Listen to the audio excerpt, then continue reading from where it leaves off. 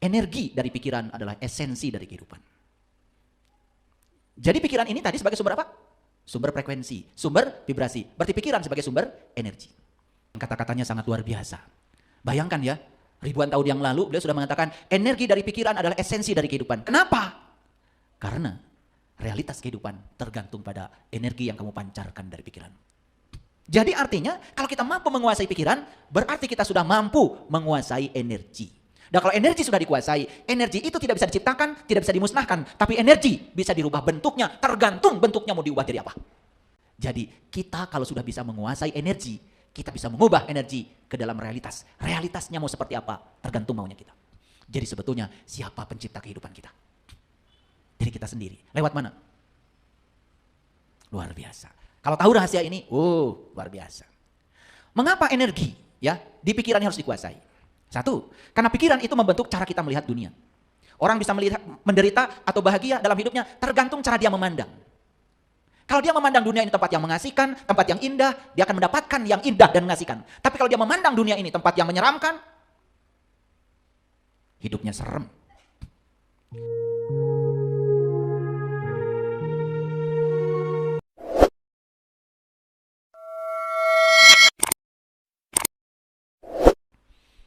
Wujudkan dalam diri. Mana welas asih? Orang lain susah, kamu diam. Padahal kamu bisa menolong. Dan Allah sudah kasih waragadnya, kasih alatnya buat menolong. Punya uang poya-poya sendiri. Tidak peduli pada orang lain. Itulah orang bodoh. Ulangi lagi. Mau di mana tempatnya? Excellent. Gimana supaya excellent?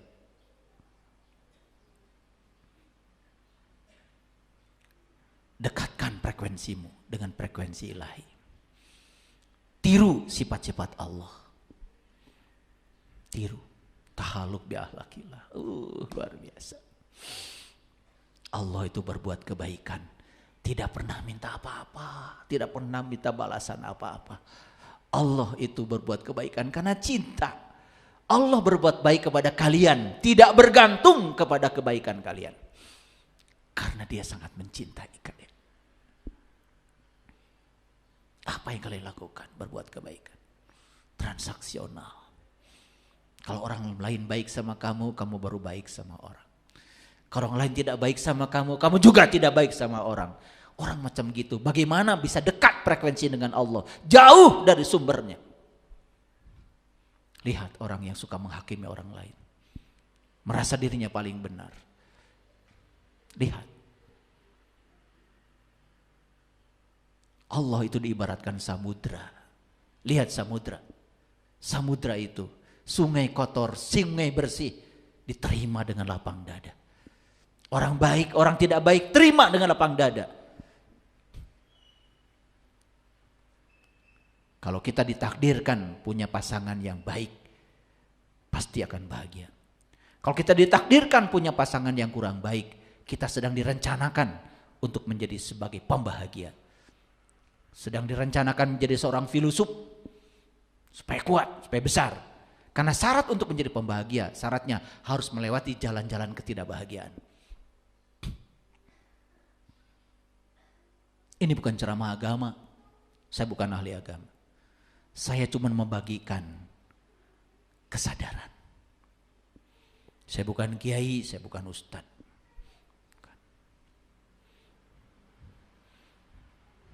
Saya hanya praktisi agama. Saya hanya menjalankan agama. Saya lakoni agama. Dan saya bagikan hasil pengalaman saya. Itu aja. Saya hanya seorang penyelam. Dan kenapa saya suka menyelam? Ya, saya suka menyelam. Dan ketika menyelam, mengambil mutiara dari kedalaman lautan, bukan tanpa rintangan. Saya pernah menghadapi ombak yang besar. Saya juga harus melewati binatang-binatang buas yang harus saya taklukkan untuk mengambil mutiara.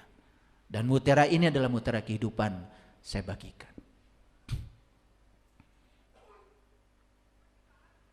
Maka kita kan sering mengatakan, saya ingin mendekatkan diri kepada Allah, tapi nggak tahu caranya.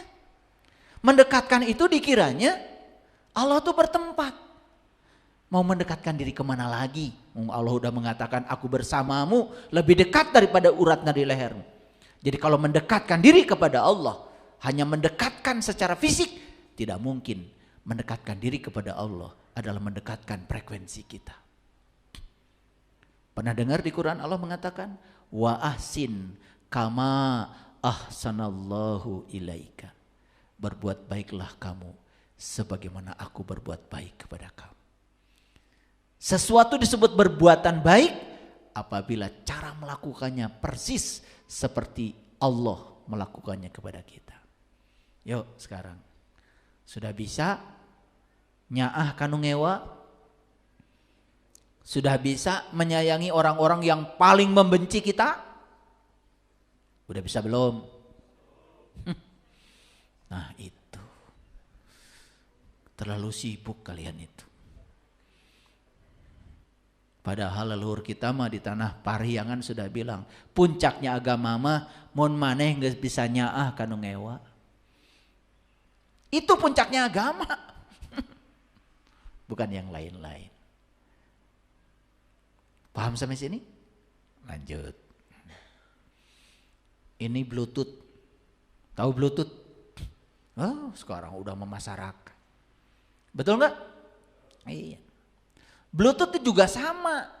Bluetooth itu apa? Ya. Nih, lihat saya. Ini cursor saya itu bisa menggerak-gerakkan apa? Mouse saya bisa menggerak-gerakkan cursor tuh. Lari-lari di sini. Sehingga saya bisa pindah-pindah dengan ini. Padahal nggak ada kabelnya. Jauh, nggak ada kabelnya. Kenapa? Karena di sini ada chipnya. Ada Bluetooth namanya. Jadi artinya apa? Ketika saya mijit ini tak tak tak gitu. Misalkan nih, saya pindahkan ya. Padahal mijitnya dari sini tuh. Pindah. Padahal nggak ada kabelnya. Ini teknologi. Jadi artinya gelombang dari sini itu ditangkap oleh Bluetooth. Lalu dipahami. Sehingga cursor bisa berpindah. Ini teknologi. Jadi sebenarnya prinsipnya apa ini? Sama, resonansi. Ada sumber getarnya, ada penangkapnya. Cuman ini gelombangnya gelombang elektromagnetik. Luar biasa. Dari mana teknologi ini semua ada? Meniru cara Allah bekerja. Semua itu meniru. Luar biasa ya. Oke, lanjut dulu. Jadi menurut Aristoteles, energi dari pikiran adalah esensi dari kehidupan. Jadi pikiran ini tadi sebagai sumber apa? Sumber frekuensi, sumber vibrasi. Berarti pikiran sebagai sumber energi. Kenal Aristoteles? Dulu tuh beliau itu tinggal di Garut.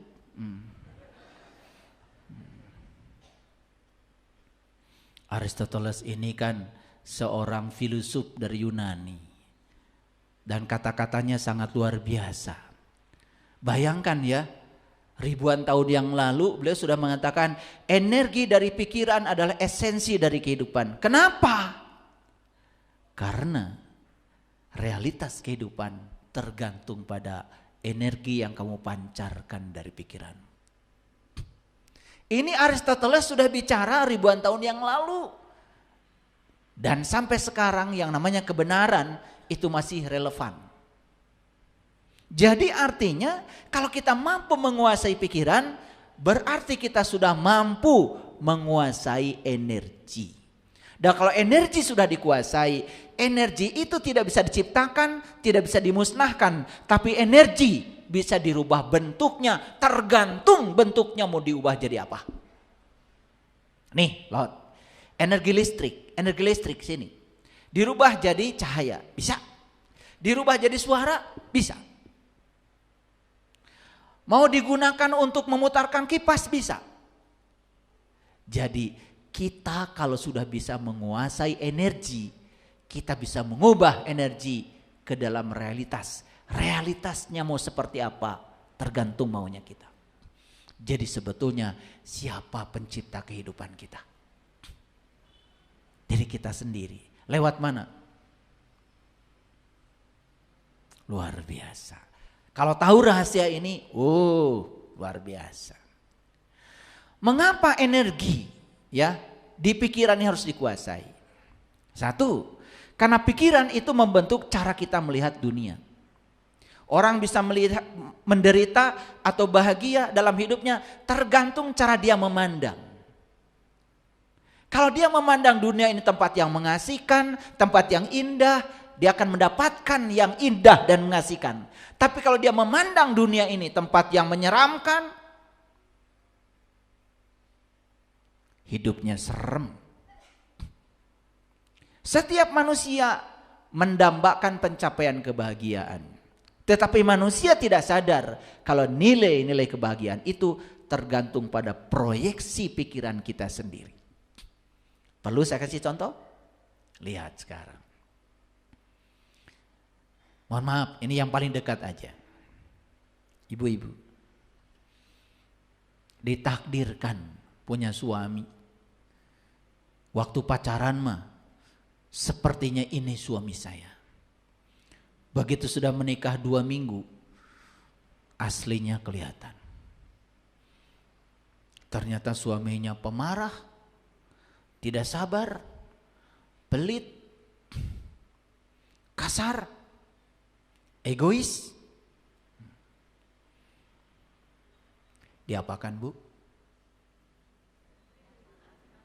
Diapakan?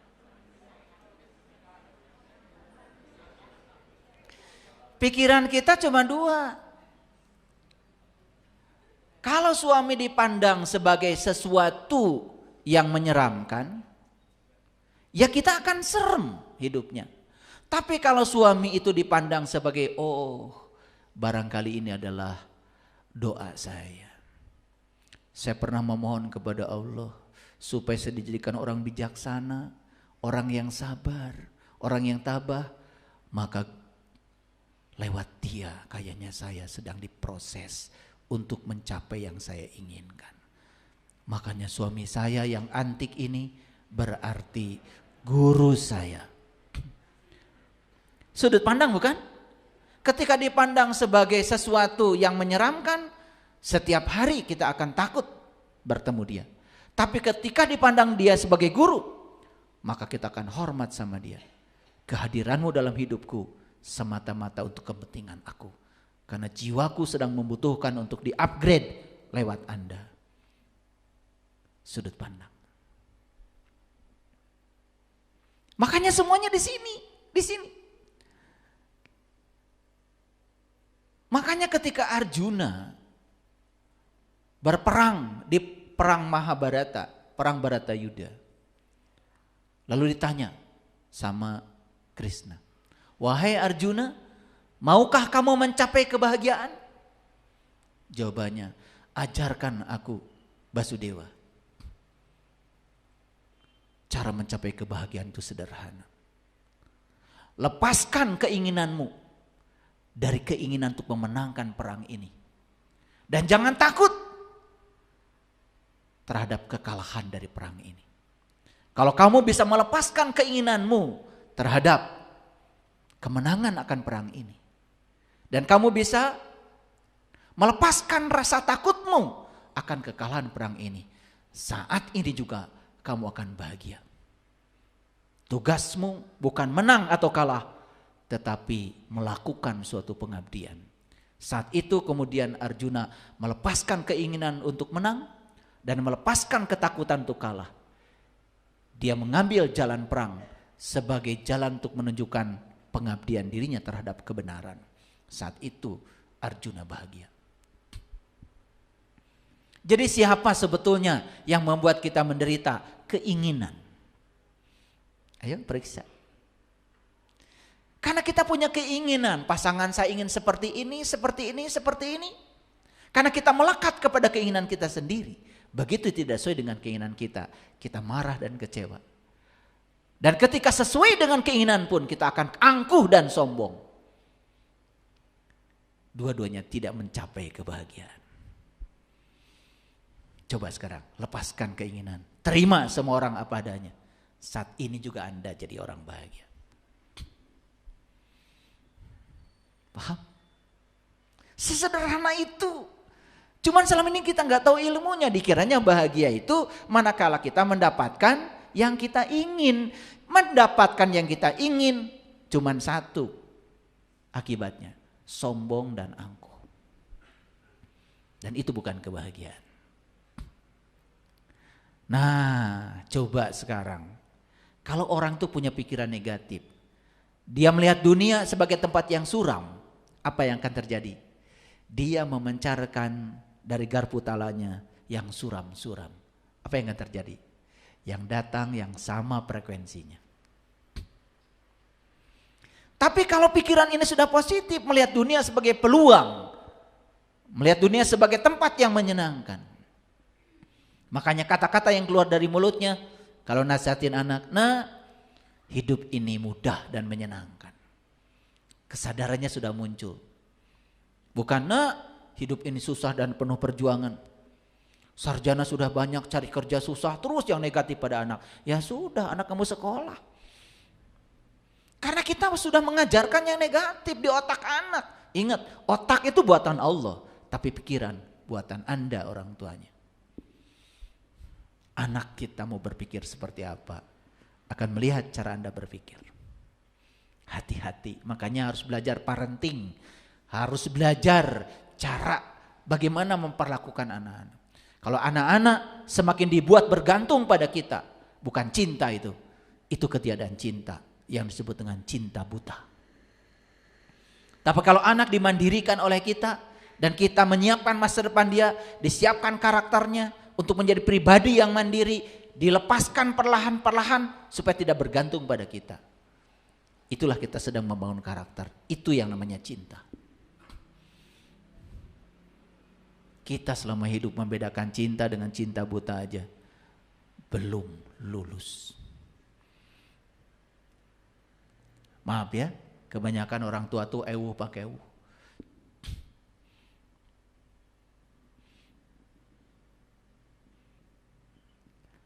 Kalau anak sudah mandiri perlu gak ditengok? Perlu. Jangan keseringan. Diatur pertemuannya. Kenapa? Biarkan. Biarkan dia untuk bisa mengatasi semua tantangan hidupnya sendiri. Saya sama anak-anak yang sudah berumah tangga. Kalau ada yang terjadi dalam kehidupanmu, gak usah cerita sama ayah, gak usah cerita sama mama. Nanti kamu sudah akur lagi, orang lain masih berpikir bahwa kamu masih seperti itu. Kamu sudah tidur bareng lagi, orang lain berpikir yang lain. Makanya apapun udah sendiri. Cinta itu. Kalau cinta buta, awas ya kalau ada apa-apa cerita sama mama. Ewu pakai ewu tuh namanya. Ya, sesekali perlu. Tetapi kalau kebanyakan jadi cengeng. Ya. Ulangi. Jadi pikiran itu adalah sumber energi yang sangat hebat, sangat kuat kalau disadari. Dengan menguasai pikiran, kita dapat menguasai energi dalam diri dan menciptakan kehidupan yang lebih positif dan bermakna. Kuasai dulu pikiran. Bagaimana caranya? Nanti saya kasih tahu. Kenapa kita harus menguasai pikiran? Karena menguasai pikiran berarti kita sedang mengubah realitas kehidupan.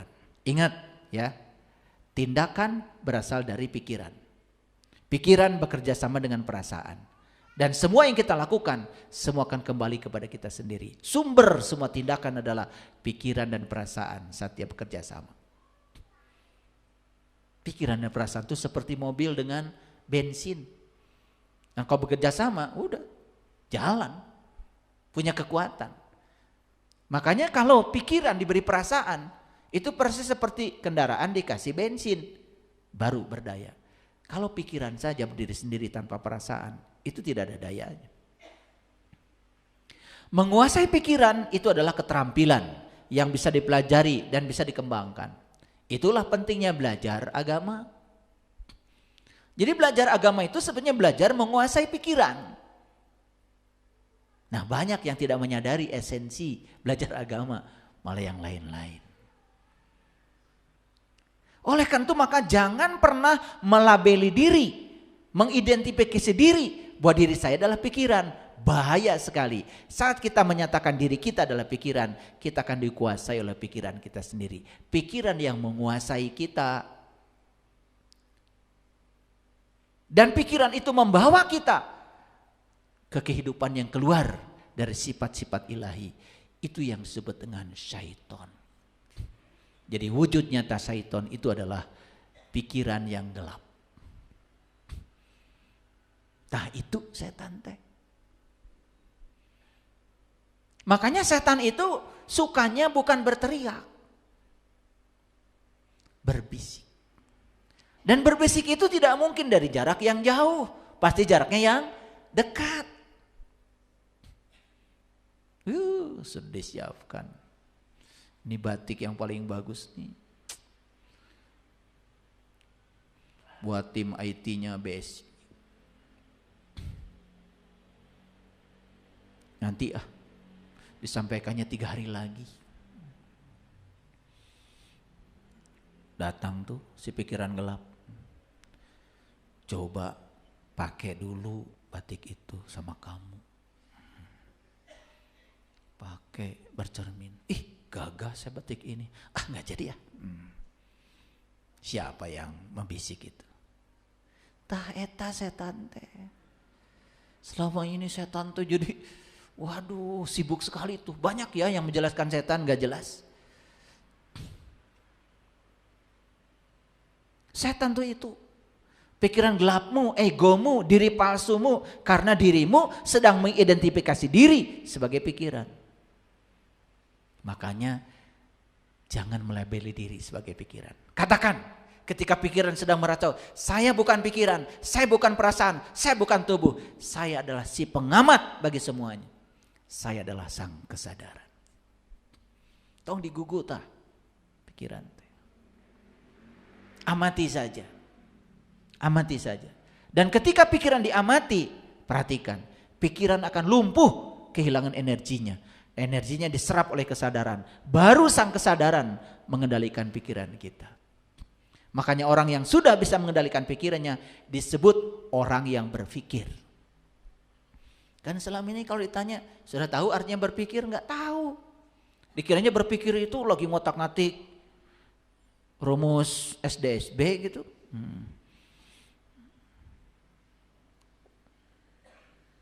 Saya kadang-kadang suka bingung ya, orang yang suka pasang nalo itu menjumlahkan angka-angka tuh nggak pernah pakai aturan. 4 tambah 3 tambah 7 kali 5 kali seberapa, langsung keluar hasilnya. Nah ini kayaknya angka harus dipasang, kumaha itu rumus nanti mana. Itu yang disebut dengan bertenung, mengundi nasib dengan anak panah. Kan gak jelas rumusnya, gak jelas formulanya. Angka ditambah, dikurang, dibagi, betul gak? Suka-suka sampai gak capek pisan tah, terakhir kakara keluar angka, tah iya pasangan.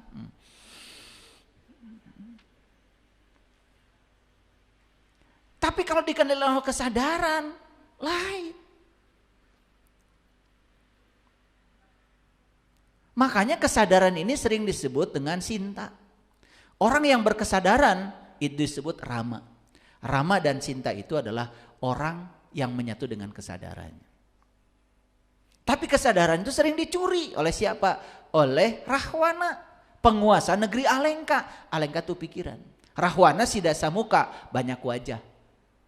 Nah Siddhasa Muka ketika muncul, dia akan menampilkan wajah-wajah yang berbeda. Karena dia adalah diri palsu. Maka saat diri palsu hadir, Sinta dirampok oleh Rahwana. Rama kehilangan Dewi Sinta.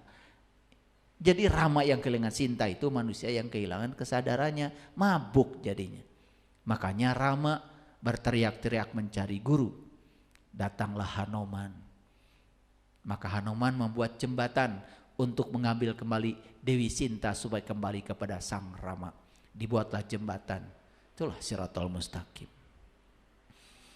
Maka harus ketemu dengan sang guru, ya guru yang sejati, guru yang cerdas. Guru yang cerdas disebutnya mursyid.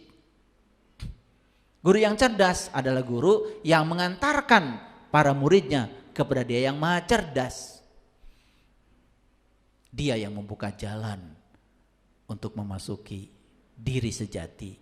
Sehingga sampai pada kesadaran di mana para murid mengatakan, ternyata saya bukan pikiran, saya bukan tubuh, saya bukan perasaan. Tapi saya adalah percikan cahaya ilahi yang sedang dikaryakan di tubuh ini.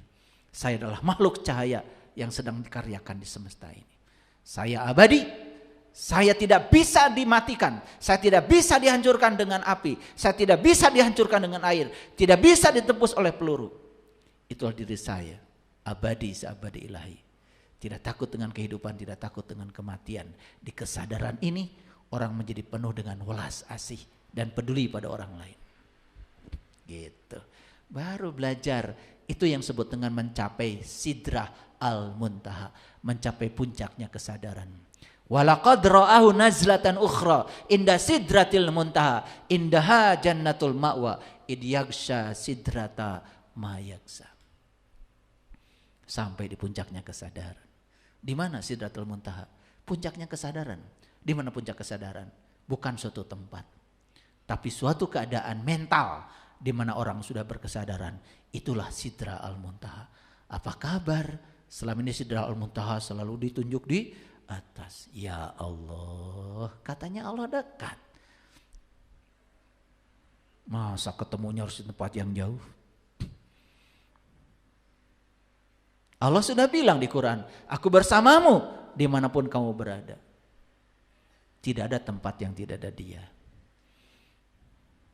Cuman karena kitanya belum sadar. Jadi kita adalah kesadaran yang mengalami. Kita adalah kesadaran yang menggunakan pikiran. Yuk sekarang kita tanya pada diri kita. Siapa yang menggunakan pikiran selama ini? Pikiran sendiri. Harusnya yang menggunakan pikiran adalah kesadaran. Kalau pikiran itu digunakan oleh kesadaran, pikiran itu terkuasai energinya oleh kesadaran. Apa yang terjadi? Yang keluar itu adalah tindakan-tindakan yang sadar.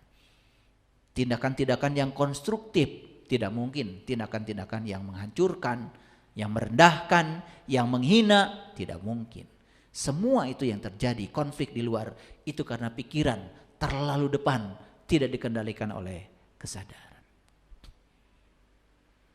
Jadi pikiran itu apa sebetulnya? Pikiran itu dalam bahasa sains, interaksi kompleks antara mekanisme fisiologis otak ya dengan pengalaman psikologis mental. Itulah yang membentuk pikiran. Siapa yang membentuk pikiran? Bukan Allah. Yang membentuk pikiran adalah lingkungan. Makanya pikiran ciptaan lingkungan. Maaf ya, saya di universitas mengajar mata kuliah entrepreneurship. Supaya apa? Supaya mahasiswa jadi para pengusaha muda. Begitu saya berinteraksi dengan mahasiswa, yang paling berat tugas saya di kuliah itu adalah mengubah mindset. Bayangkan ya.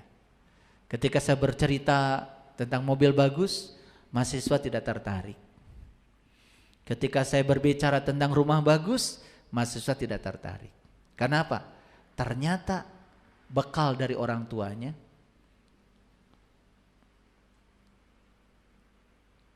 bekal yang disampaikan pada orang tuanya, pada anak itu, dari kecil dia terus mendengar kesulitan, keterbatasan, dan itu sudah menjadi tubuh mentalnya. Makanya akhirnya saya coba di 5 pertemuan awal saya hipnoterapi dulu, diubah mindsetnya. Karena kalau tidak rubah mindsetnya, mau dikasih modal berapa miliar pun pasti akan gagal. Kenapa? Karena pikirannya sudah tidak beres. Garpu talaknya di sini memancarkan yang negatif. Jadi bayangkan saya harus ngasih kuliah 5 pertemuan awal itu adalah mengubah pikiran dan perasaannya. Mengubah semua keterbatasannya. Saya kasih kuesioner. Pertanyaannya sederhana. Bulan depan kita umroh sama-sama. Saya ingin tahu bacaannya. Ternyata uang dari mana Pak?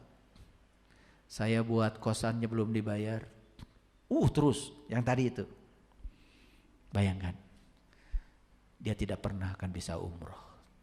Dan tidak ada satu mahasiswa pun yang menjawab, yes, saya pasti umroh bulan depan. Gak ada. Mau dikasih modal berapa anak-anak kayak gini? Hancur pasti usahanya. Ya, oke. Lanjut dulu ya. Jadi menguasai pikiran bukan berarti menghindari tantangan. Tetapi bagaimana kita mempersiapkan diri secara matang saat tantangan itu hadir di kehidupan. Jadi cara menguasai pikiran itu justru ya saat kita dihadapkan pada tantangan dalam kehidupan. Di situ saatnya, makanya jangan lari. Kebanyakan orang ketika ada tantangan bilangnya apa? Hayang niiskeun pikir heula. Ka mana tah? Aya nu angkat ka tempat diskotik ngararinum. Niiskeun pikir cenah. Ada yang nu angkat ka gunung, ngalamun di gunung. Niiskeun pikir. Jadi niiskeun pikir itu artinya adalah mengubah pola pikir kita saat tantangan datang. Dengan cara apa? Lihat semua tantangan sebagai peluang untuk membuat dirimu menjadi tambah positif. Makanya ketika ada sesuatu yang tidak diinginkan datang dalam hidup, maka tugas kita, ya Allah, tidak mungkin ada peristiwa yang terjadi tanpa kehadiran. Bebaskan aku ya Allah dari benar salah, dari baik buruk. Ajarkan aku untuk menangkap pesan di balik peristiwa ini. Coba begitu. Ternyata kita baru tahu semua kejadian di alam semesta ini hanyalah menyampaikan pesan cinta dari Allah buat kita. Coba. Sakit? Oh, berarti ada yang harus saya ubah karena tubuh sedang berbicara kepada saya. Selama ini cara hidup saya kurang bagus. Minum tidak teratur, makan tidak teratur, olahraga tidak teratur, tidur tidak teratur, ya, bicara tidak teratur, mikir tidak teratur, sakit. Ketika sakit, dia tangkap pesannya.